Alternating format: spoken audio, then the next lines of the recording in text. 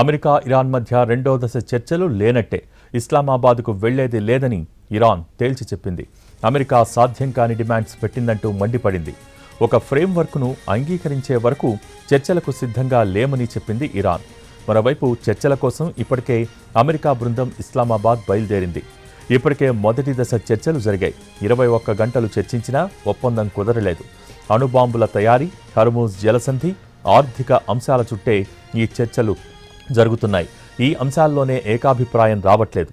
Iran తన uranium శుద్ధిని పూర్తిగా ఆపాలని అమెరికా కండిషన్ పెట్టింది. అణు సౌకర్యాలను పూర్తిగా ధ్వంసం చేయాలని, ఇప్పటికే శుద్ధి చేసిన 400 కేజీల యురేనియంను తమకు అప్పగించాలని షరతు పెట్టింది యుఎస్. ఇరాన్ మాత్రం 5 ఏళ్లు మాత్రమే యురేనియం శుద్ధిని నిలిపివేస్తామని బదులిచ్చింది. ఇక హర్మూజ్ జలసంధి విషయంలోనూ భిన్నాభిప్రాయాలు ఉన్నాయి. జలసంధి మొత్తం తమ కంట్రోల్లోనే ఉంటుందని, టోల్ ఫీజు సైతం వసూలు చేస్తామని ఇరాన్ వాదన. అంతేకాదు, ఇరాన్ పోర్టులను యుఎస్ బ్లాకేట్ చేయడంపైన ఐఆర్జీసీ ఆగ్రహంగా ఉంది. ఇది కాల్పుల విరమణ ఒప్పందం ఉల్లంఘనేనని చెబుతోంది. దిగ్బంధనం పూర్తిగా ఎత్తివేయకుండా చర్చలు ఉండవని ఇప్పటికే తేల్చి చెప్పింది ఇరాన్. ఇక మూడో అంశం ఆంక్షలు.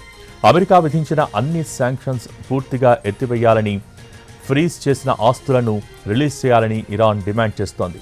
ఇజ్రాయెల్, అమెరికా దాడుల్లో ధ్వంసమైన వాటికి పరిహారం కూడా చెల్లించాలని షరతు పెట్టింది.